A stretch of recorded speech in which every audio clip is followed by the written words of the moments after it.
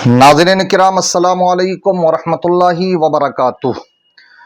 आज हम आपकी बारगाह में बड़ा अच्छा पैगाम लेकर के आए हैं और एक वीडियो के ज़रिए से आपको पैगाम देंगे। उसके बाद फिर हम हदीसें भी पेश करेंगे।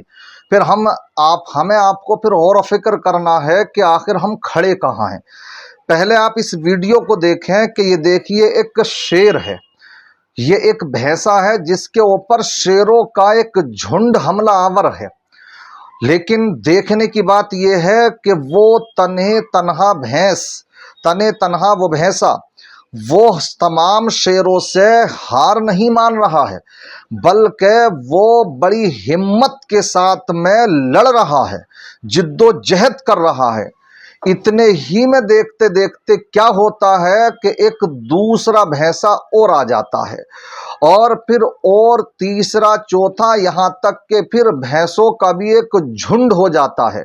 उसके बाद क्या होता, वो शेर कि जिनके ताल्लुक से कहा जाता है कि शेर जंगल का राजा होता है और शेर जब दहाड़ता है तो गीदड़ फरार हो जाते हैं।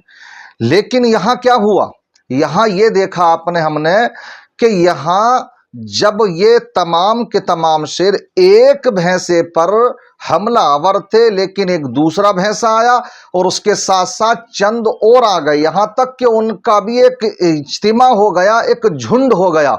तो वो शेर जिसको जंगल का राजा कहा जाता है, उसको भी सरपट वहां से भागना पड़ गया, पूरे झुंड को वहां से फरार होना पड़ गया।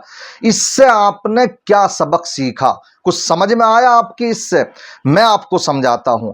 एक मर्तबा आपको याद होगा, जब हम छोटे थे हिंदी की किताबों में पढ़ा करते थे कि एक बुजुर्ग बाप अपने बच्चों को नसीहत करना चाहता है और वो ये समझाना चाहता है कि बच्चों, मेरे मरने के बाद तुम मुत्तहिद होकर के रहना, एक होकर के रहना, वरना तुम्हें कोई छोड़ेगा नहीं, तुम एक एक करके मारे जाओगे। ये बात औलाद की समझ में नहीं आ रही थी।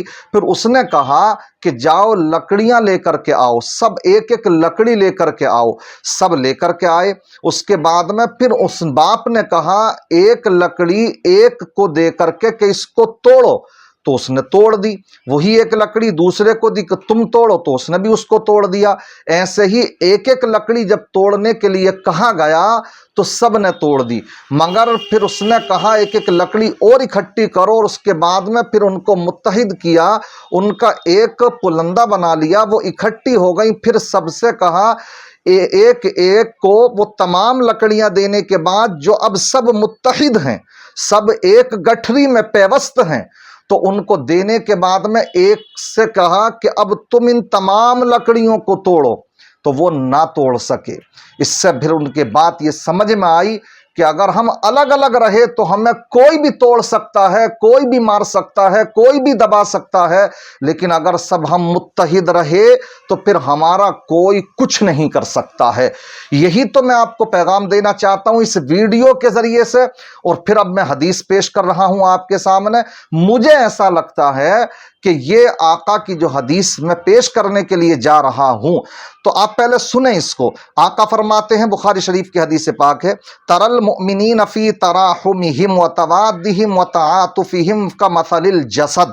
आका इरशाद फरमाते हैं कि आप मुसलमानों की शान ये है, जो कामिल मुसलमान होते हैं वो एक दूसरे के ऊपर रहम करने में, बाहम मोहब्बत करने में, इसी तरीके से एक दूसरे के साथ नरमी करने में एक जिस्म की तरह होते हैं। इदा इश्तका उज़वा, जब किसी एक मुसलमान का कोई एक अंग, कोई एक उज़्व परेशान होता है, बीमारी में मुब्तला होता है, उसमें तकलीफ होती है, किसी एक उज़्व में कांटा ही चुभ जाता है, तो क्या होता है उसमें, तदा लहू साइरु जसदिही बिस्सहरी वल हुम्मा। होता यह है कि पूरा जिस्म उस एक उज़्व के तकलीफ में रहने की वजह से रात बेदारी में काटता है। बुखार आ जाए तो पूरा जिस्म बुखार में रहता है, यानी पूरे का पूरा जिस्म परेशान हो जाता है। एक दूसरी हदीस सुने, आका इरशाद फरमाते हैं, अल मुमिनु लिल मुमिनि कल बुनियान, कि मोमिन भाई दूसरे मोमिन भाइयों के लिए कैसे हैं, कल बुनियान, इमारत की मानिंद हैं। قرآن نے بھی کہا بنیان مرصوص کے پگھلائی ہوئی شیشے کی دیوار کی طرح ہے مسلمان، جو کامل مسلمان ہوتے ہیں۔ واقعی کیوں؟ جیسے ایک اینٹ لگائی جاتی ہے، اس میں دوسری اینٹ اور ایک اینٹ سے دوسری اینٹ مضبوط ہوتی ہے، ایک ردے سے دوسرا ردہ مضبوط ہوتا چلا جاتا ہے، اسی طریقے سے پوری عمارت بن جاتی ہے۔ تو مومن بھی ایسے ہی ہے، رہے کہیں بھی، کوئی افریقہ میں ہو تو کوئی امریکہ میں ہو، کوئی ہندوستان میں ہو تو کوئی افغانستان میں ہو کہیں بھی، لیکن ایک چیز نے اس کو متحد کر رکھا ہے، اور وہ ہے اس کا ایمان، وہ ہے اسلام، جس نے کہ سب کو متحد کر دیا ہے۔ اس لیے آقا فرماتے ہیں کہ سب کے سب ایک عمارت کی طرح ہے کہ یشد بعضہ بعضا، کہ اس کا ایک حصہ دوسرے حصے کو مضبوطی دیتا ہے۔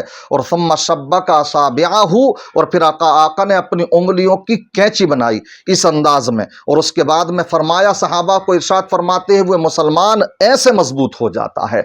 اس سے ان حدیثوں کو سنیں آپ۔ اب پھر آئیے اس بات کی طرف جو میں نے ویڈیو آپ کو دکھلائی تھی، جس سے میں پیغام آپ کو دینا چاہتا تھا، کیا کہ دیکھیے جب وہ ایک بھینسا تھا، ہارا نہیں، اس کا ساتھ جب دوسرے اس کے بھائی نے دیا، تیسرا آیا، پوری جماعت جب اس کے ساتھ کھڑی ہو گئی، تو کیا ہوا کہ وہ شیر جو کہ ایک دہاڑ اگر مار دیتا ہے تو پورے جنگل کے اندر گیدڑ ہوں تمام جانور بھاگتے نظر آتے ہیں، مگر یہاں ان شیروں کو بھی بھاگنا پڑ گیا۔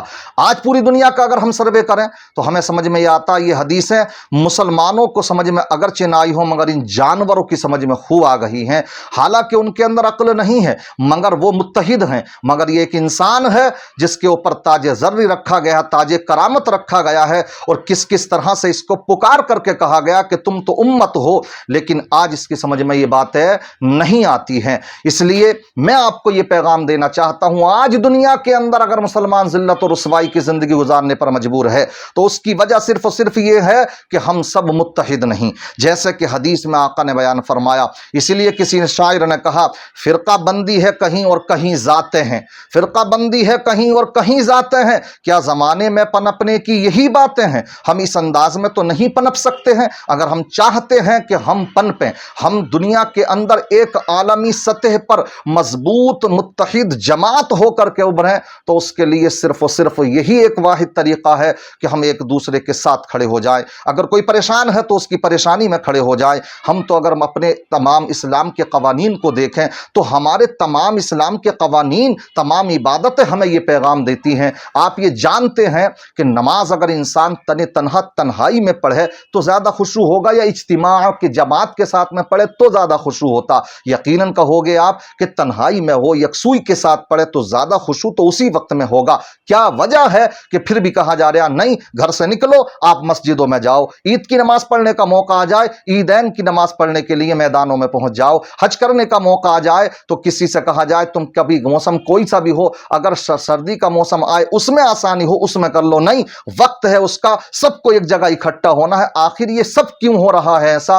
تو پیغام یہ دینا چاہتے ہیں اس سے، مذہب اسلام کے ذریعے سے، یا اللہ تبارک و تعالیٰ اور اللہ کے رسول اپنے بندوں کو اور اپنے امتیوں کو یہ پیغام دینا چاہتے ہیں کہ تمہاری اجتماعیت کے ذریعے سے تمہارا وقار قائم ہوگا، اور اگر تم نے اجتماعیت کو اپنے ختم کر دیا تو سمجھ لینا اسی دن تم ذلت و رسوائی کی زندگی گزارنے پر مجبور ہو جاؤ گے۔ میں بہت کچھ کہہ سکتا ہوں، بس یہی ڈر ہے کہ ویڈیو لمبی نہ ہو جائے۔ میں انشاءاللہ اس طرح کی ویڈیو اور بھی آپ کی بارگاہ میں لے کر کے آؤں گا۔ کیا آپ نے اس سے سیکھا ضرور کمنٹ کر کے بتلائیے گا۔ اگر آپ کو ہماری یہ پیغام جو ہم نے دینے کی کوشش کی ہے آپ کو اچھا لگا تو اس کو ضرور دوسروں تک پہنچائیے۔ السلام علیکم ورحمۃ اللہ وبرکاتہ۔